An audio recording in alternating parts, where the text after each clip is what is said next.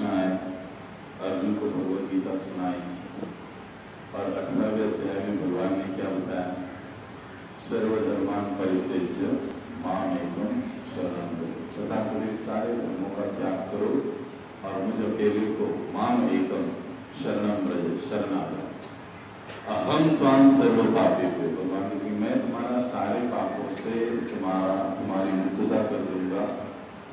अहम त्वां सर्व पापेभ्यो मोक्षयिष्यामि, समस्त पापों से मैं तुमको मुक्त कर दूंगा, तुमको मोक्षयिष्यामि, मुक्ति भी दे दूंगा, पापों से मुक्त भी करूंगा। और अंत में कहते हैं मां शिचर, तुम चिंता मत करो, तुम डरो मत, तुम क्या करो, मेरी शरण में आ जाओ, बस बाकी कोई चिंता मत करो। पाप से छुड़ाने की जिम्मेदारी मेरी, मोक्ष देने की जिम्मेदारी मेरी, हाँ ये सारा काम मेरा, तुम डरो मत, सिर्फ शरण में आ जाओ। भगवान श्री कृष्ण ने बताया। अर्जुन को माध्यम बनाकर भगवान ने ये बात हम सभी से कही। लेकिन अब मजे की बात, शरण जाए कैसे, ये तो वहां पर भगवान ने नहीं बताया। वो कहे कि मेरी शरण में आ जाओ, लेकिन शरण में जाने के बाद कैसे, क्या भक्ति करनी चाहिए, कैसे करनी चाहिए, गीता में बाकी चीजें तो बताई, पत्रम पुष्पम फलम तोयम, ये ऐसा करो, माम नमस्कुरु, मेरी पूजन करो, मेरा नमस्कार करो, ये सब बताया। लेकिन कितने लोगों को समझ में आ गया? बहुत कम लोगों को समझ में आया। लोग क्या करते थे, भगवद गीता पर टीका लिखते थे, भगवद गीता पढ़ते थे और गणपति की पूजा करते थे। सही बात है? भगवद गीता पढ़ते थे और फिर क्या करते थे, गणपति की पूजा करते थे। कोई लोग भगवद गीता पढ़ते थे, भगवद गीता पढ़ाते थे, तो फिर कुछ लोग कहते थे कि नहीं, कर्मयोगी भक्ति का सार है, भगवद गीता का सार है।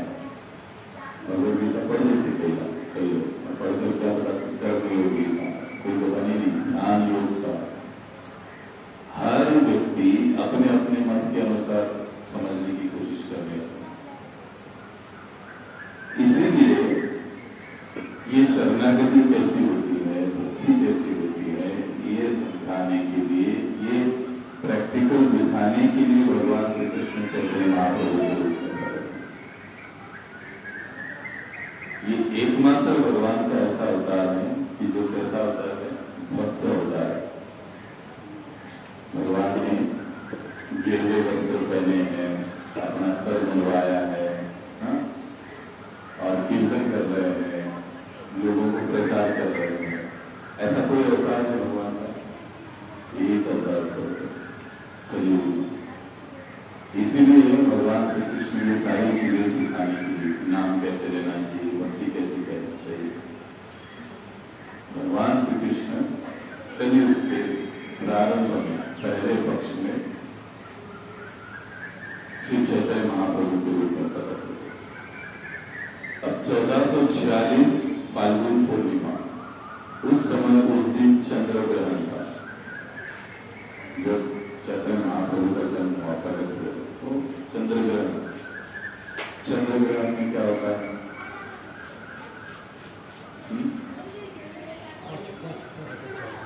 चांद छिप जाता है, दिखाई नहीं, फिर ये चंद्र ग्रहण। अब चंद्र ग्रहण के दिन श्री चैतन्य महाप्रभु, भगवान श्री कृष्ण श्री चैतन्य महाप्रभु के रूप में प्रकट हुए। जब चंद्र ग्रहण होता है तो प्रायः लोग क्या करते हैं, जाकर गंगा जमुना चंद्रभागा ऐसे नदियों में जाकर क्या करते हैं, स्नान करते हैं। और स्नान करके वहां पर भगवान का नाम लेते हैं। लेकिन अब भगवान का नाम, यानी हम लोग भगवान का नाम लेना मतलब क्या कहते हैं, कृष्ण का नाम लेते हैं। लेकिन कई बार क्या होता है, लोग भगवान का नाम यानी अलग अलग देवताओं का नाम लेते हैं। कोई अपने अपने भाव के अनुसार, श्रद्धा के अनुसार नाम लेते।